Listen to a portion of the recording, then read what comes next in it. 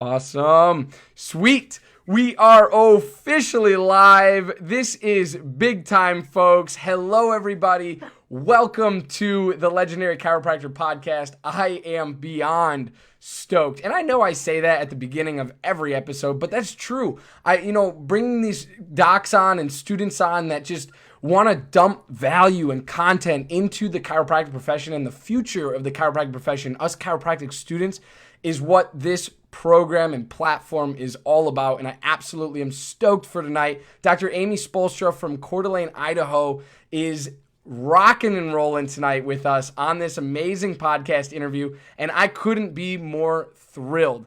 What we're going to be talking about is all sorts of pediatric things, such as neuro-deflection disorders and kiddos that, kind of have different challenges. And we're going to talk about how we get around those obstacles or how we just kind of handle them up front and really be the best caretaker for them as we can possibly be as chiropractors. So this is going to be a really, really fun episode. I'm super stoked. Doc, when we come back from this short break, I'm going to allow you to introduce yourself, share some accolades that I know that you have, and I want to hear a little bit about your chiropractic story and how you've made it this far and are doing very, very well. So let's take a quick break, and when we come back, we will talk all about this and dive deep into this episode.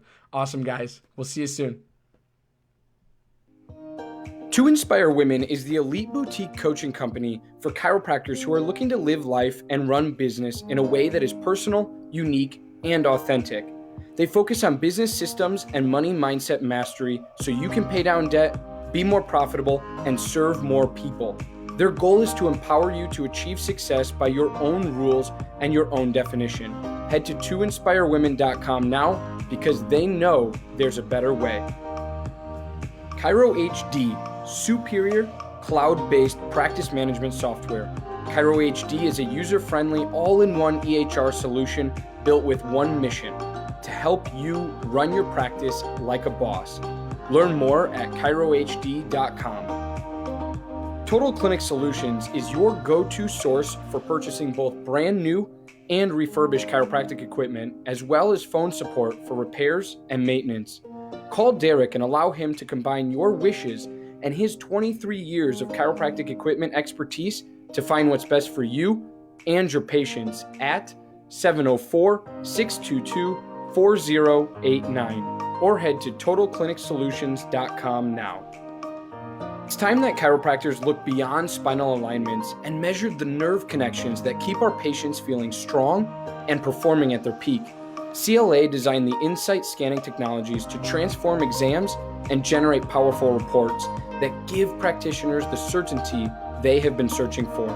Learn how CLA has partnered with practices around the world by going to insightcla.com. Spinal hygiene products are designed to educate your patients on the importance of lifetime spinal care. To learn more about how spinal hygiene products work and to download the patient education material for free, visit spinalhygiene.co. Again, that's spinalhygiene.co.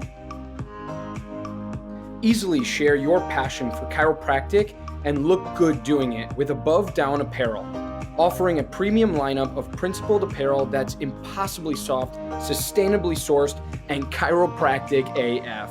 Visit abovedown.co and follow them on Instagram to learn more and score yourself some sweet chiro swag.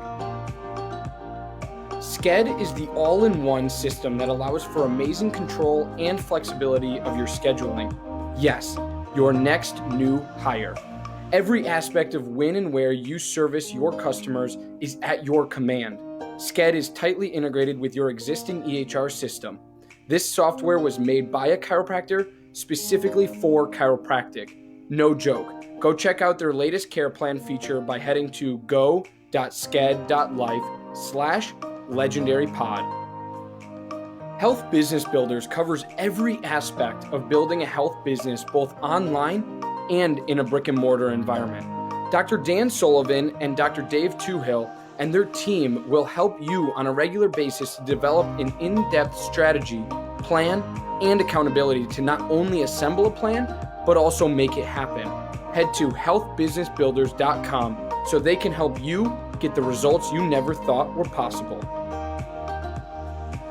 Thank you for allowing this brief disruption to take place. And now back to the program. Sweet guys, welcome back to the Legendary Chiropractor Podcast. We are live with Dr. Amy Spoelstra. She's tuning in from Coeur d'Alene, Idaho, and actually the second person this season to tune in from Coeur d'Alene, Idaho. I mean, I should just interview all the chiropractors out there. But Doc, you got it covered.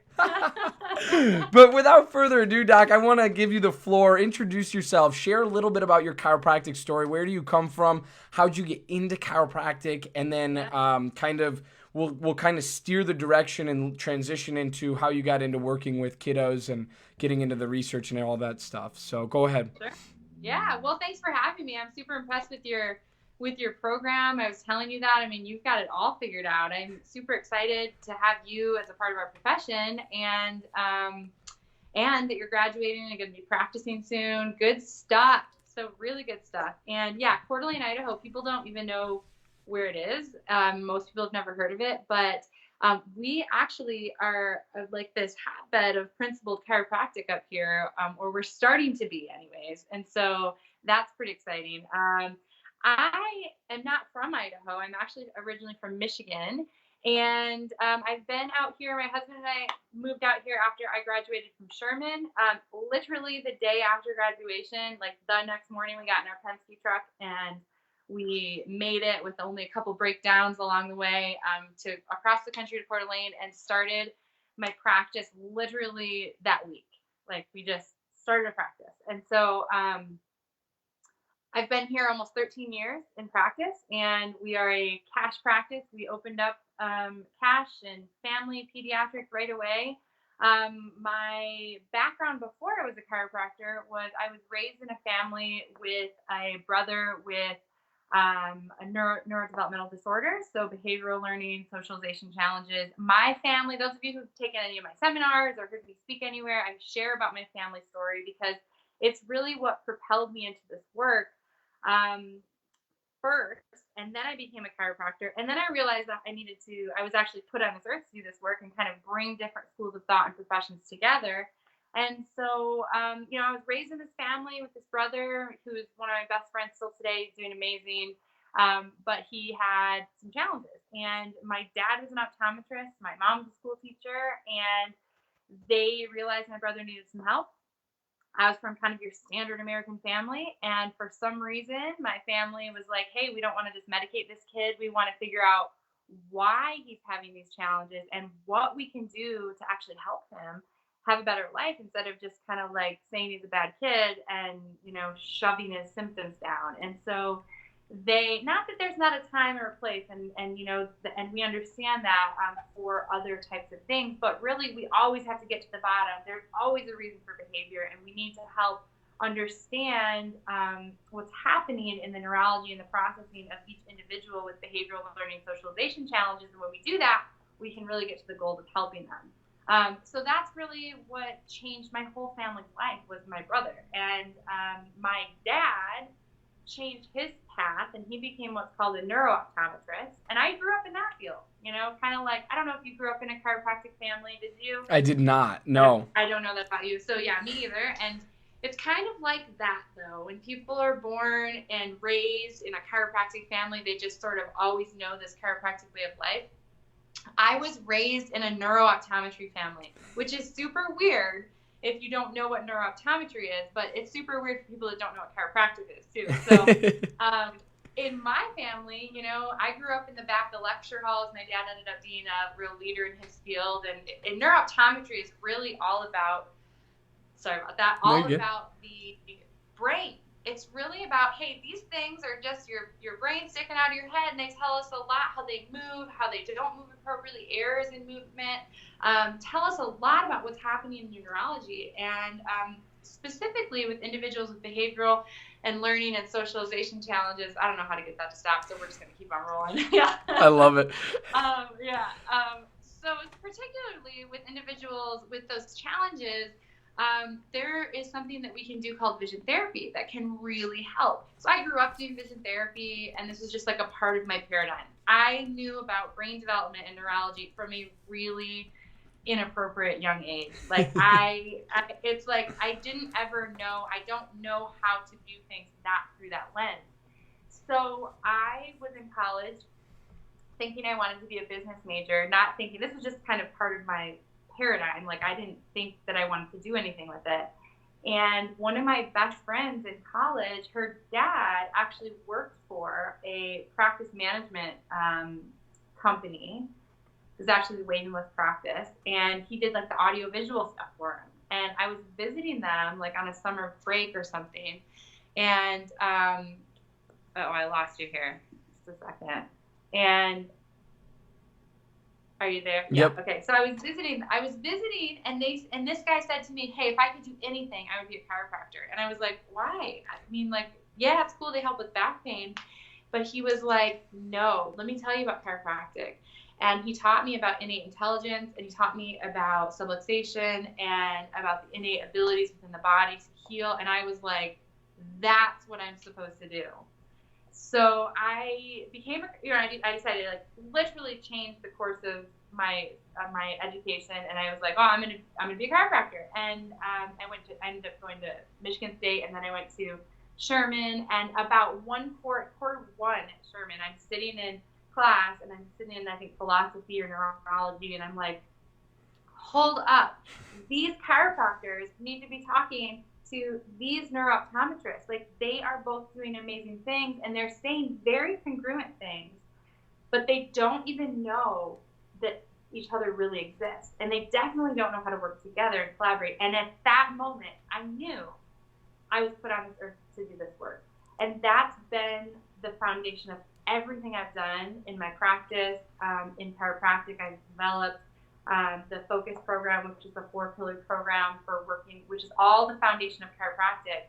But then we build on top of that, and then I train other doctors how to do that, and I mentor them. I have the Focus Academy. I certify doctors around the country, and I have we're launching the Brain Blossom program, which is an educational program that chiropractors that are certified can offer. So they don't have to do all this other stuff in their office, but they can stay in the chiropractic lane, but they can know how to lead with brain development to make the case for chiropractic. See, that's the thing. I think that sometimes we don't know enough about brain development to really serve these kids and adults with neuro-deflective disorders or behavioral learning or socialization challenges. So because we don't know enough, we tend to like get lost, and either we just don't want to work with them because they're intimidating, or we start doing all these other things which can be great, but we don't know how to put them together and stay and deliver chiropractic. And that's what I'm here to do. I love it. I absolutely love it. I think that's great. I love seeing your face light up. You're passionate still to this day. It's awesome. Because I know for a lot of students, we're in that deer in headlights kind of phase right now, where we're like, holy information, this is way too much. Or we're, transitioning like I am, and I'm like, this is a whole new world of like, oh my gosh, there's so much I don't know about practice, about leasing, about rent, like all of these things, like business agreements and stuff. It's like, oh my gosh. But it's super cool to see that you're still passionate about it. It's absolutely what you were put on this earth to do, and I absolutely could not agree more. So I can't wait to dive in here. This is going to be a lot of fun. Today, for those of you just joining us, welcome to the Legendary Chiropractor Podcast. We're talking today, and tonight rather, about neuro-deflective disorders. What does that actually mean? What do those look like? What are considered neuro-deflective disorders so that we can recognize them in our chiropractic offices? And we're going to be talking about how to work specifically with these individuals with behavioral learning and or socialization challenges in our practices to best suit them, right? Because my understanding going into this, Doc, is that the best way to go about the approach for this is to actually understand brain development first. And I think it's really important that we as chiropractors understand, we're nervous system doctors, right? So we have to understand the entirety of that nervous system. And I think if we're going to go around preaching that, and we can't just say, it's a hard bone on soft tissue anymore. That's right. Not, we know so much more than that. And that's what's cool about science, right? It's like science is ever changing, but it's also ever improving. And so it's really cool that we can start to apply some of these things that we're learning through chiropractic science and actually apply it to what we're actually practicing and seeing in our offices, removing vertebral subluxations every single day. So talk to us a little bit, Doc. Let's go step one, ground zero here. Like, what is a neurodeflective disorder considered? What are they? And then we'll get into how we start to recognize them. So go ahead. So I talk about neurodeflective disorders like this. So first of all, you'll hear people talk about neurodevelopmental disorders, and we're really talking about one and the same thing. But the reason I say neurodeflective disorders, and the reason I coined that term, is really it's allowing us to take the stance and look through the lens of brain development first, and instead of pathology, right? Instead of going, oh, we've got a pathology, or there's an issue with the way this individual is processing their world, engaging in their world, communicating with, behaving in all these different ways. In neurodevelopmental disorders, I'm not saying it's bad, but I just like to back it way up and make sure that we're using language that stays consistent and congruent with our philosophy. So in order to say, hey, we want to understand brain development and we want to look at how what we do impacts brain development, we first need to understand how the brain develops and what impacts the way the brain develops. And then what does that look like if we have a healthy or typical trajectory of brain development, or a deviation or departure or deflection away from typical trajectory of brain development. So this is the way, we teach it, we kind of expand on this in our seminars and our weekends, but it's really this simple. We go, look, if we want to understand what we really offer as chiropractors in this realm of behavioral learning and socialization, first of all, it can be really intimidating and confusing. And if we stick in that lane of, wait a minute, bone on nerve, and just the efferent, like I'm looking at now efferent, we have to look at the afferent and the efferent, but if we're stuck in that, brain sending messages out down the spinal cord, out these nerves, and if it presses on the nerve, then that's going to impact that end organ. Okay, well, we really know that that's not the whole story there, right? And so also then, if you're living in that model and you're just kind of stuck there and you're not really confident, how do we connect that with what's happening when we see behaviors, learning challenges, socialization challenges? It's really tricky, right?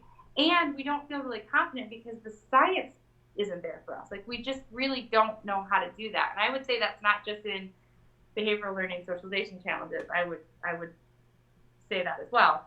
But the way I think, I told you I grew up, in the back of lecture halls with neurooptometrists. I mean, I tend to really like complex concepts, and I like science. I mean, I like to study for fun. That's maybe not when I was a student, but I do now. I don't know, I said that too. Isn't that funny how that happens? I know. It's like definitely my favorite hobby now, but I like taking the complexity and boiling it down to, what do we know? What does this tell us? And how do I apply this to what I know and what I do, and then how I communicate that, and how I have specific outcome assessments for that, and just really practically taking the complexity, boiling it down to something that makes sense, right?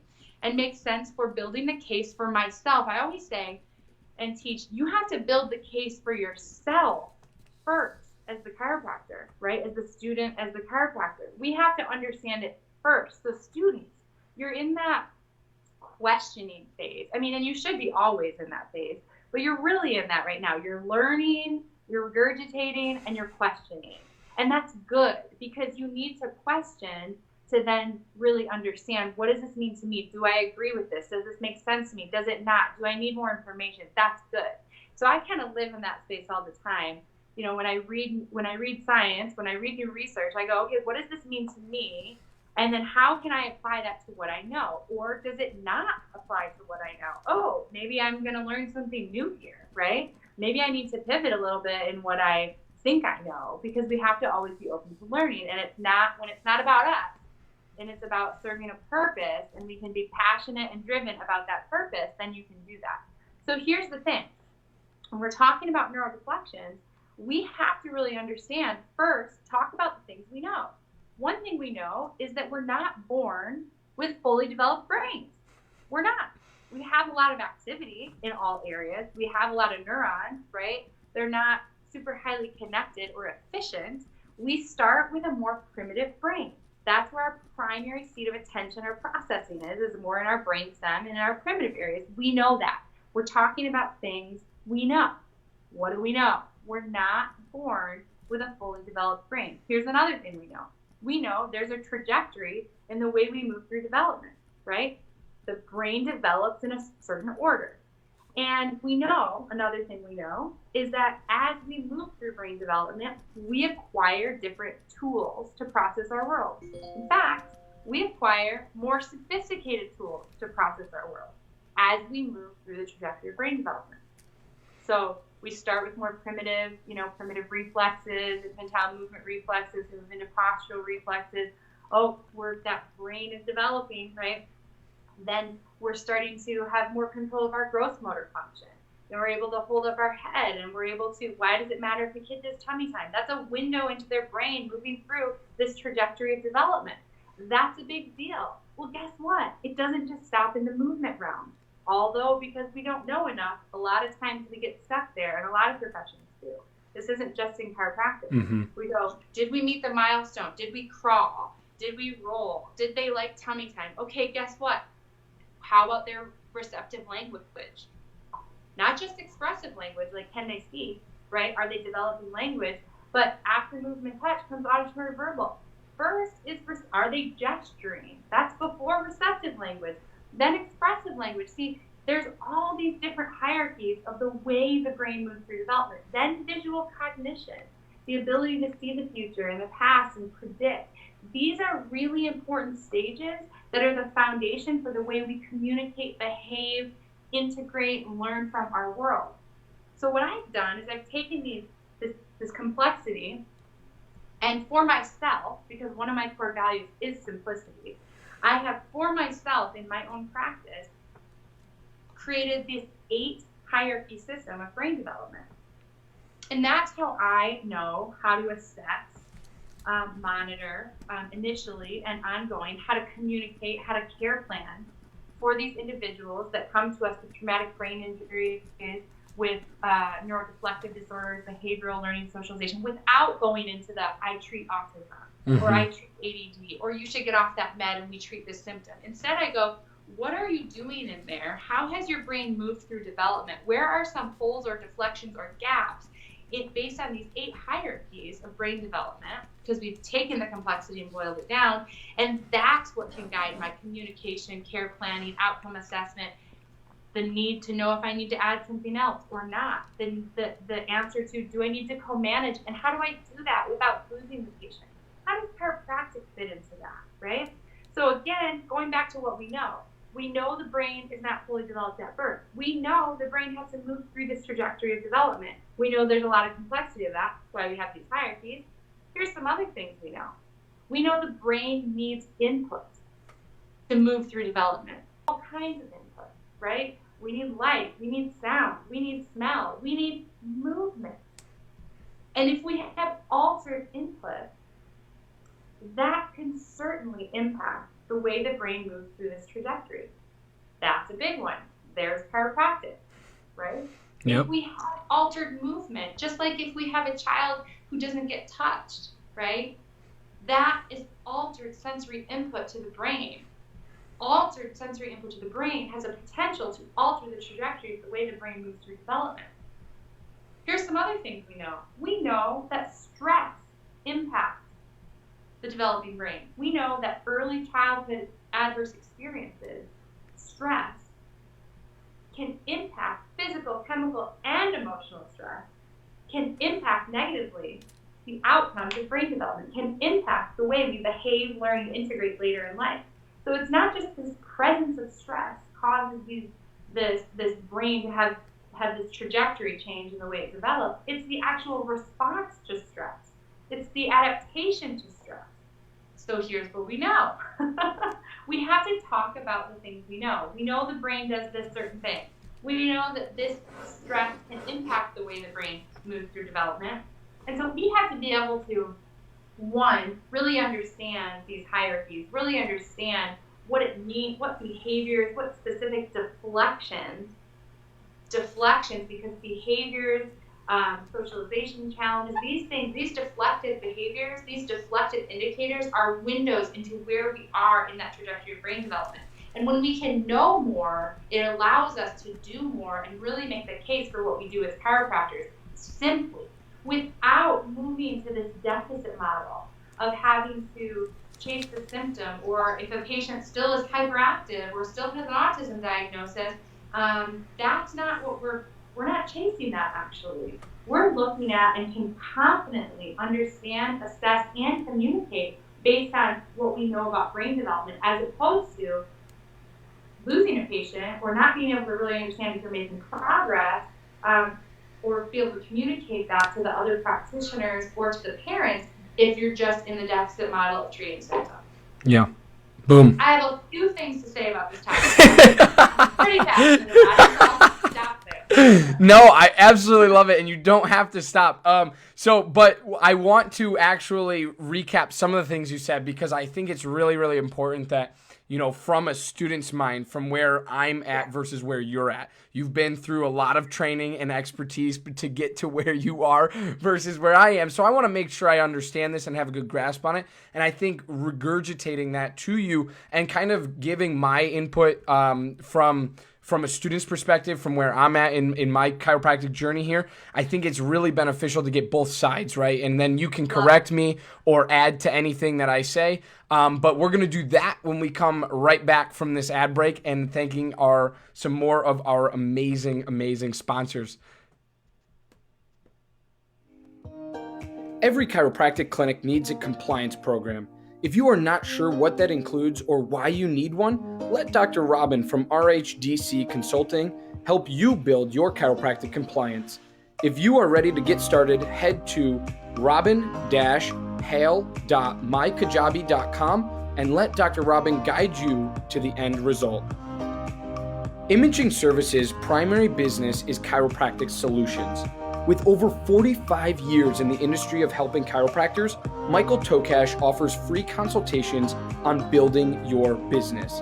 In the past year, Imaging Services has installed over 100 X-ray machines and digital X-ray systems in over 42 states across the United States.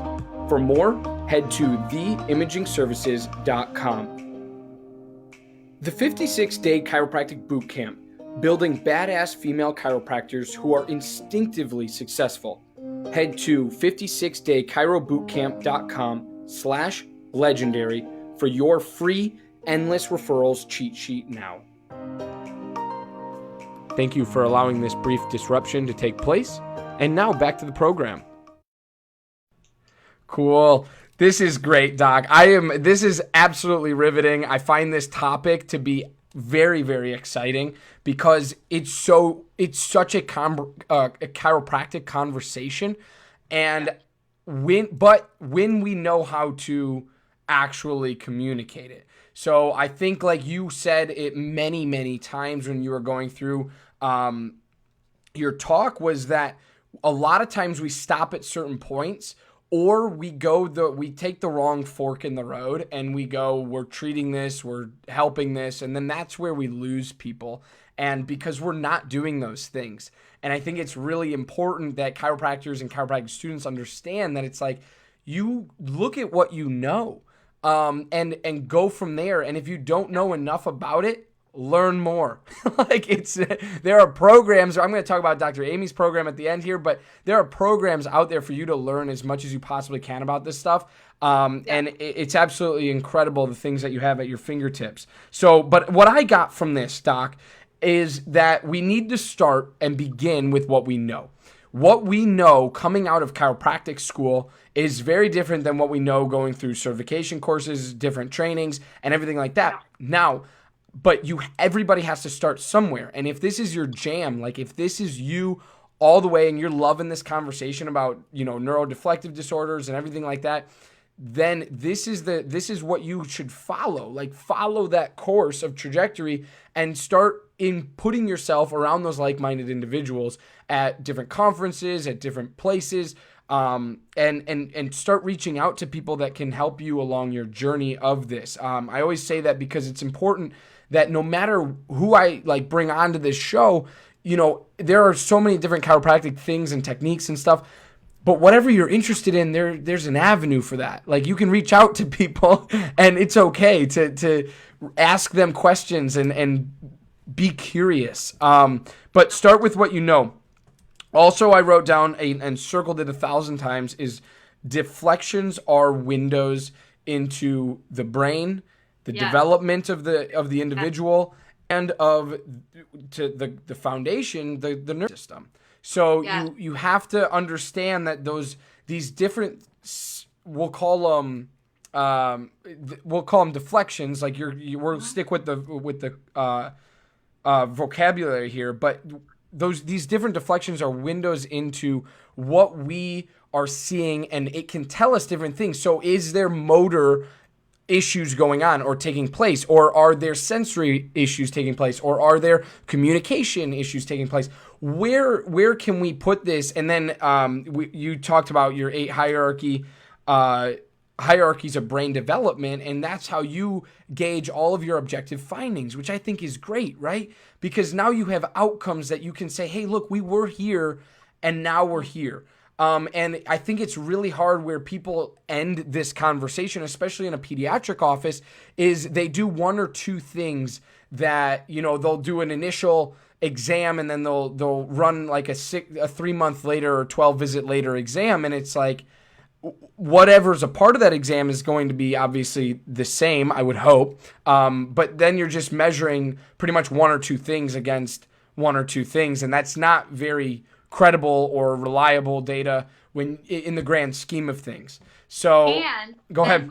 Then we get stuck in the deficit model where we start looking at, I mean, yes, do we have to understand what presentations, what symptoms, what behaviors a child or an adult is exhibiting? Yeah, great. We have to know how to take an appropriate case history based on brain development and not just based on where they are now. Just like in, you know, if you had back pain and you're taught to take an appropriate case history on, like, okay, well, when did it start? And that tells us a little something. Okay, what makes it better? What makes it worse? Guess what? Behavior, learning, socialization. We have to be able to take an appropriate case history to get the information that we need about brain development, not just about symptoms now. And if we don't know how to do that, both in the case history, in the clinical clues, in the objective measures, in our exam, then what happens is we're like, okay, well, that primitive reflex is integrated now, but this kid, or that range of motion is better, and that thermal scan is better, and that heart rate variability is better, but this symptom is still there. Yeah, but what about the other 100 things, like how they're processing and engaging in their eye contact and all these different things? And if we can communicate that for ourselves, make the case for ourselves first, and then to the parent and the patient, and that's huge. Otherwise, we're in deficit model, and the parents are like, well, I don't really care about the range of motion or the primitive reflex or the thermography. That's cool, but like, I'm here because my kid's having trouble in life. We need to be able to know more, not necessarily do more. Yep, absolutely. I couldn't agree. I couldn't agree with that more. We need to know how to we need to understand more, right? And before we go into any sort of communication with a patient, with a parent, with significant others of patients, like who have these neuro-deflective disorders. So it's interesting. Now I'm going to transition into the application of this, you know, all of this procedural stuff, because if we understand it, right, we have to understand it before we can apply it. So that's rule number 1. You have to know what you know. You have to have confidence in what you know. You have to understand what you know, and then be able to communicate that to these patients, to these parents coming in. And now here's the kicker. How do we begin to even apply this to our practice if we are going to run with this, you know, brain development, neuro-deflective disorder type care in our office? Well, here's what you don't do. I'll start with that. And I say this and I bring this up because, and I'm not saying anybody's bad for doing this. I'm saying I think we need to look at it a little bit more here. Yep. But what we tend to see, and it's not just in our profession, but it is in our profession and it's in other professions, is that because we haven't spent enough time in taking the complexity of brain development and boiling it down, like we talked about before, and knowing more. And it's not that hard, really, to know more. It's just going through what we know, what the science tells us. Then, because we haven't had enough of that and a comprehensive enough look at that, so really taking in like developmental psychology and this neurooptometry and neuroeducation and chiropractic to understand the theory, not so we can do all those things, but so we can understand it more. Right. Then we can make the case for what we do in regards to all of that. So because we don't spend enough time there, typically what happens is we start to get interested in this topic, and then we start to go, oh, there's really cool stuff over here in primitive reflex realm land, and there's really cool stuff in nutrition land, which is true, and those are both really important pieces to this puzzle. And there's great stuff in, visual cognitive work, and there's great stuff in understanding trauma in the brain, and we need to integrate some of that stuff, and, metronome and auditory practice, like all really important stuff. But because we don't have a solid enough understanding of how it all goes together and what impact we really have and how we till the soil for everything else to work, right? Then we start seeing practitioners get discouraged about what we do because they're shifted to the deficit model. They're adjusting them a little bit, but not really knowing how to take an appropriate case history exam and start applying what we do as chiropractors and being able to watch and wonder and assess and monitor the progress based on brain development. So then they get discouraged, or they go, oh, I don't know if I'm doing this right. And the parents like, yeah, I don't know, I'm not getting the results I'm looking for because we didn't communicate it appropriately. And then they're like, well, I'm going to try this new supplement, or I'm going to do this new exercise program, or these primitive reflexes, or this. And again, I'm not dogging on those. Those are all really important. I do all of those things, right? But chiropractic is first, and before chiropractic is the comprehensive understanding of brain development. So we start like going down this trail, and we start to lose the big picture, and now all of a sudden we're going what I call part to whole, and we're doing the pieces, but we're not addressing the whole. And man, all of a sudden we're doing the mechanistic stuff that we say is like against what we stand for, and that's what we're doing. And we are not serving patients well doing that. They may, certainly, are those things good, and can they get results? Yeah, but it's not that we have more. We are the most well-positioned profession for this work. It's unbelievable because of what we can offer and where we are positioned as far as brain development. We need to be the leaders, the team leaders of the team. Now, a lot of these people, kids, adults that come to you with these neuro-deflective disorders, they will have a team. They will have a team of people. And you know what? That's fine. That's good. The problem is that we feel like this ego of like, oh no, but I have to be the only one, and I have to do all the things. And you can do a lot of things if you want. Like I do a lot in my practice, but first thing is we have to understand, again, how to lead with brain development, get the whole picture, and then you can be the team leader on the team for the OTs and the PTs, and it's not us or them. It's us tilling the soil and them. It's incredible. And when you can communicate that to yourself, make the case for yourself first, then you can communicate that to the parents and to other practitioners. It is incredible. They get it. They get it. I just had a medical doctor, highly specialized medical doctor, whose child is going to be in our program and is in our program. And I require parents to come to one of my lectures before they're in the program. And the dad, is like not wanting to come, and he left. And he was on board with everything that we're doing. And you know what he said? He said, well, yeah, that's just neuroscience. And I talked about brain development. I taught the first hierarchy of brain development in a lay lecture to lay people and him. And I taught chiropractic in relation to brain development. And he said, that's just neuroscience. That makes sense. Right? Yeah. It's that simple, but it's also understanding that chiropractic's so much more than what we make it out to be a lot of times. But you have to understand it first. We go back to that square one.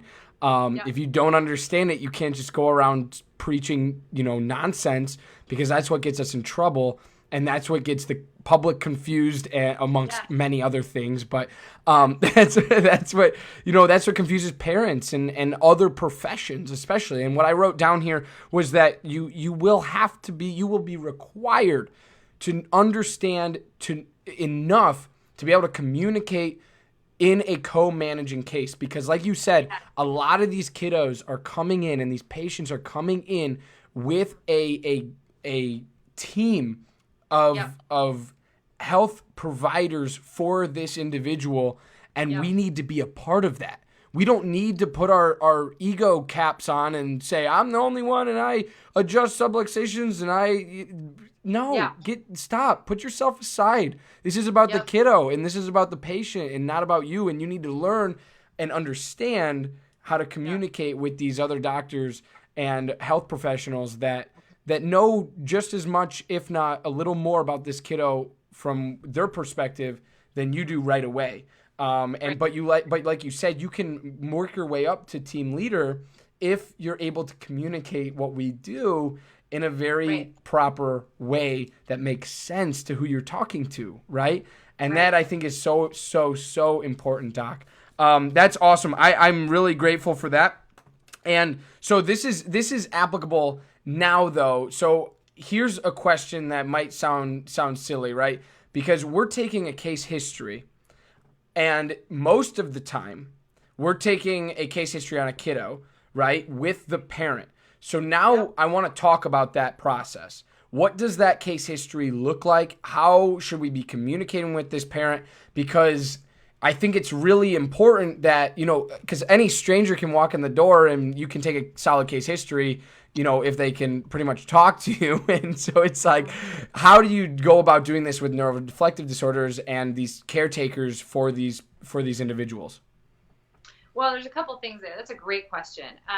And we spend a lot of time digging into this and going over this, specifically taking a very specific case history based on, in level 1 seminar, I teach the first 2. I think every practicing chiropractor, any practicing anybody who works with kids, even like teachers, needs to understand the 2 basic first hierarchies of brain development.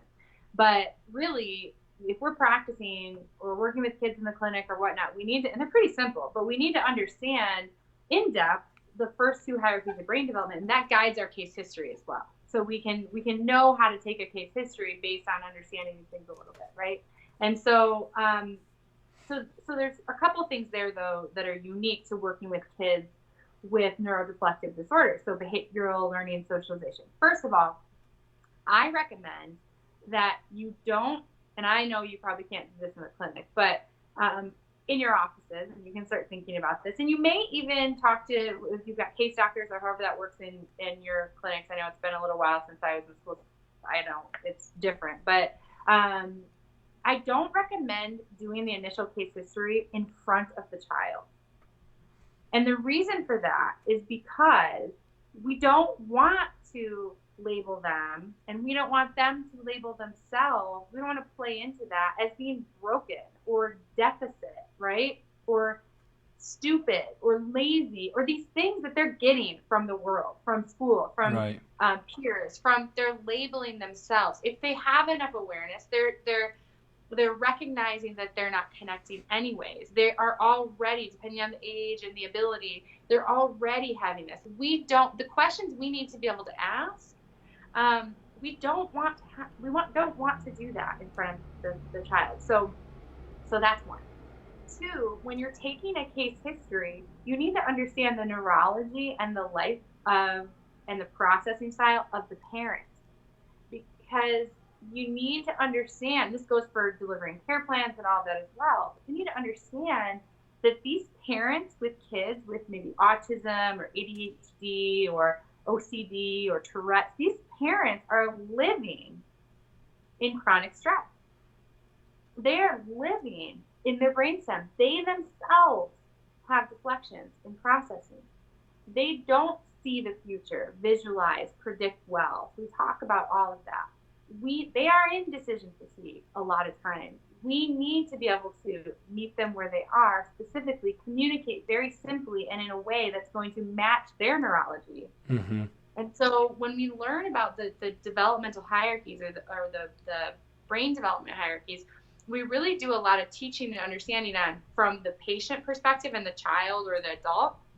And also, hey, let's understand where the deflections are for the individual that you are presenting to and that's making decisions for the caretaker. Because we have to connect with them. You don't connect with them, you don't get to connect with the kid. You don't get to deliver your services to that child. And so we have to understand that too. So those are like two really big things, just practical things right away, is understanding, one, there can be a lot of frustrating things when talking with, parents who are trying to make decisions for kids, especially when you're in early practice or in clinic. And so give them some grace, understand that you're dealing with a person that's most likely tried everything else, is most likely living in a lot of stress and for a long time by the time they've gotten to you most of the time. Mm-hmm. And so you need to understand that's where they're living. And so you need to modify your communication and strategy. And then two, don't do it in front of the patient. Yeah. Yeah. I think everything you said is great. And I think it's really interesting because a lot of us, we learn how to take a case history on the standard patient, right? The standard stranger that walks in your door with acute low back pain with numbness and tingling to toes 2, 3, and 4. Like, it's like, but we don't learn the detail of what it takes in especially nowadays, to help these kiddos and to help these individuals with these neurodeflective disorders. So I want to thank you for sharing all of your knowledge here. And I also want to thank our last sponsors here. And then when we come back, I want you to tell us all about Focus. I want you to tell us all about what people can learn, where to go to get more information, and why it's important for chiropractors and chiropractic students to be doing it. So let's do that when we come back. We'll be right back, guys. Dr. Stu Hoffman, founder and president of Chiropractor Malpractice Insurance, is the foremost expert in both risk management and risk avoidance. Understanding the everyday challenges of today's practicing chiropractor and the current public perception of chiropractic has made Chiropractor the fastest growing malpractice insurance program of the last 28 years. Find out more at chiropractor.com. The IFCO is here to support you. Whether you are a chiropractic student, doctor of chiropractic organization, or member of the public, the International Federation of Chiropractors and Organizations is here for you. They recognize and support your right to practice and receive vertebral subluxation-centered chiropractic care and are here to ensure that right and spread access to that care throughout the world. Head to ifcochiro.org/legendary for more. Be sure to give our friends over at Chiro Hustle a listen. They are bringing together some of the biggest names in the profession and learning from the greats. Chiro Hustle creates a safe space where chiropractic leaders share their stories and their passions with the world. Let's get hustling by heading to chirohustle.com now.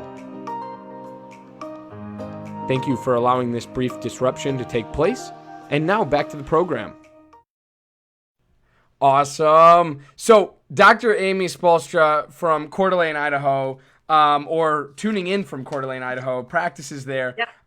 And we broke down the understanding and the application of dealing with individuals and having the honor to really take care of these individuals in our offices as chiropractors, as chiropractic students in clinic, what have you. So this is a really great podcast. If you're just catching it now, go back and start from the beginning. That's not just for the views. Learn, take away from the knowledge that you have in front of you. Because I know I go back, I watch all these again, I listen to them all again because I have to not only convert them to audio podcasts, but I also want to learn more. And I take solid notes and I go back through and I listen because this is how you learn. This is how you become the best chiropractor you can possibly be. And I think it's really important in today's day and age that we're constantly bombarded with knowledge and constantly bombarded with different data, and we have all of this input, no matter if it's sensory or motor, whatever it is, we have all of this input, right? Even us. And it's like, what do we do with that? And Dr. Travis Corcoran and I break that down, and we talk all about, how does that how do we produce logic? How do we apply this? How do we start to understand, like we've been talking about tonight, all of this information that we have to constantly process? And I would argue become a magician and great at processing free content. And I will tell you that has gotten me the furthest throughout chiropractic school is when people produce free content. What do I like about this? What can I take away, and how can I apply it in my life and what I'm trying to do with not only the Legendary Chiropractor, but becoming the best chiropractor I can possibly be? So I highly encourage everyone watching to take that advice and run with it. But Doc, talk to us a little bit about Focus. Talk to us about your program that you run, your seminars that you do, what they're about. Obviously, they're going to be about the brain, but tell us a little bit more about what they're about, and why should chiropractors and students get involved? Yeah, first of all, I'm totally aware there's 2 Focus seminars in chiropractic. Tim Young, you're amazing. I just met Tim for the first time we were both speaking at Colorado Chiropractic Association. Okay. A couple months ago. I Nice. was like, I'm sorry, my thing's spelled Focus too. We both started around the same time because we've been up here. At least I first heard of him. I don't know how many years he's been going, but I've had my program in Coeur d'Alene of 4 pillars. I have my practice, and then I have my program. It's called Focus for 12 years. So and then my seminars, we have a level 1 and a level 2. For chiropractors. And basically over the years, I've just had a lot of chiropractors who were like, hey, I want to learn what you're doing. And I was always like, no, because I don't really want to train chiropractors to do all of this other stuff, because I want them to be delivering chiropractic. And I didn't know how to bridge that gap. I didn't have the answer until a few years ago. I started really working on that, of how to really help chiropractors bridge the gap to be able to lead with brain development and to take the concepts of what we do in Focus, but not have to change their offices and build a whole gym. I mean, that's my purpose on this earth, right? And I want to, and I am, helping chiropractors be able to deliver that, but without having to do all of that in their office. And we've done that in this way. We have Focus Level 1, which is basically like, hey, you want to work with kids, first of all. When we look at the statistics about kids with mental health disorders and kids with autism and kids with learning disabilities, it's like 1 in 2 has some sort of mental health disorder or neurodevelopmental disorder, autism, learning disability, social anxiety, OCD, Tourette's, dyslexia. These are really, really big challenges, and they are affecting everybody. Everybody either has one of these challenges, has a child with one, or has a neighbor with one, And so the thing is, if you are going to be working with the public, which we all are, then you don't actually have a choice. That's my thing, is you don't have a choice. You are going to be working with this population, whether it's adults or kids. We have a lot of adults in our program, actually, high functioning adults, right? And so we have to know more. So level 1 is like, hey, I want to know more. I want to know how to take the complexity, boil it down, know how to take an appropriate case history, how to have great communication, how to build the case for myself and for my patients on what chiropractic really does, and how it really tills the soil to make everything else more effective when we're talking about brain development, fill the gaps in brain development, processing, learning, behavior development. That's level 1. We talk about specific practice and procedural things. We teach the hierarchies. We teach you how to use them. We teach you how to change your office just a little bit. I have a guest speaker who teaches about, she's a parent, and she's also a professional speaker, which is cool. And she teaches just for a little bit on understanding the neurology of these parents and how to better communicate with them, and get them to really buy in to what we're doing, right? And so that's really important. In our level 2 this year, we have a parent panel that comes in. We did the parent panel in level 1s last year. That's because it was always in my office in Coeur d'Alene. This year, we're doing both level 1s. We're teaching 2 level 1s in 2020. One's already sold out. We actually have a wait list, and it's in January in Minnesota. We're going to be real cold. But that's where we're going to be. And then we have our next one that we just opened registration for, and we already are filling up, which is in the Bay Area, April 18th weekend. So that one's available and on the website. And we have that one. So that's in April. And then we have a level 2. Level 2 is for people that come to level 1 and they're like, hey, I want to learn all the hierarchies, and I want to be able to do more of this, and I want to be able to offer this to my community, and I want to be certified in this. And so that's level 2, and we certify people. We have 16 chiropractors and staff members certified around the country now, which is pretty cool. I think we're in like 7 states or 8 states. Can't remember. And then we have the Focus Academy, which is for people that are certified and want to continue to learn, and want to continue to be mentored, and want to offer Brain Blossom, which is an educational program that offers the educational, visual, cognitive, and neuroeducation, and body movements, eye movements, all of that, in a virtual and a web portal that we've created and have been using for years, an educational model, so that you can stick to doing the clinical and you can have something else that does the other pieces for you. So you can stay in the chiropractic lane, which is really cool. So that's what we have going on, and really excited about it. We have an incredible group of focus doctors that are really bringing this neuro-deflective disorder and neuro-deflective retraining to the country, to the world. And I'm just really honored to be able to do it, because I love chiropractic and I love working with individuals with these challenges, because it is incredible when you can stay in what I call the expression of life model and not the deficit model. It is unbelievable the changes that happen for these families, not just for the one person, but for the entire family. And there's just nothing better than that.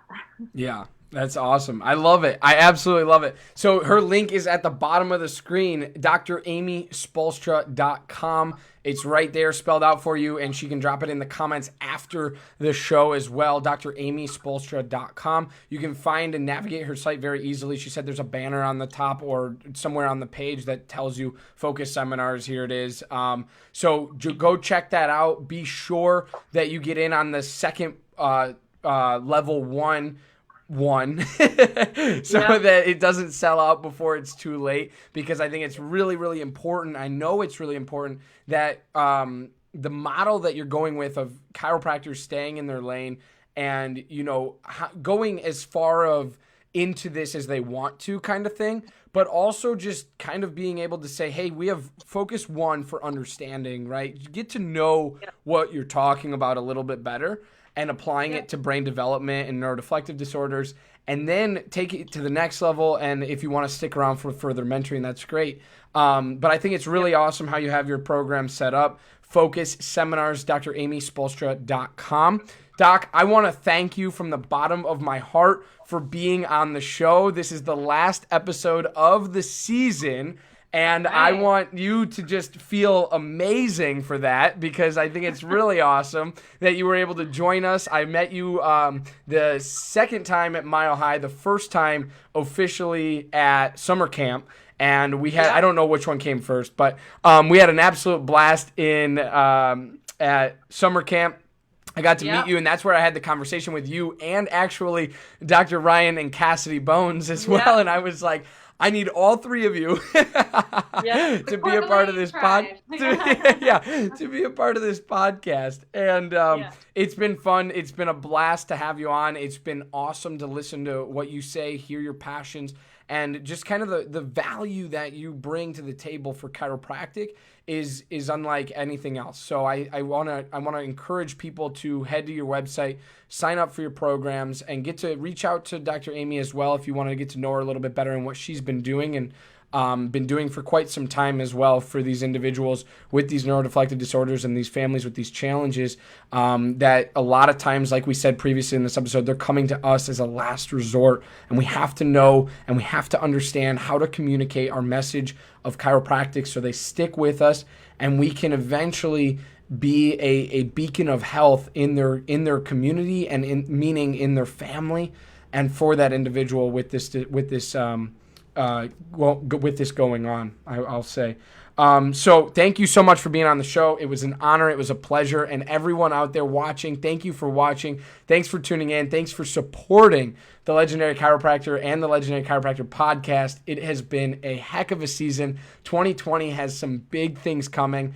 We are completely redoing our website. We are going to make it way more interactive. We're going to, you're going to be able to find jobs, post jobs, find seminars, post seminars, find mission trips, you name it, it's going to be on the legendarychiropractor.com, and it's going to be absolutely amazing. And we're calling it, and we're sticking to our word, the virtual one-stop shop for everything chiropractic. So I'm honored to have you on the show, Doc. I'm honored for my viewers and listeners that are watching and listening to this, and I thank you from the bottom of my heart, truly. Thanks, Doc. Well, thank you. You are very impressive. Can't wait to see all the changes you have. So thank you so much. I'm honored, and congratulations to you. Absolutely. Bye, guys. Have a good night.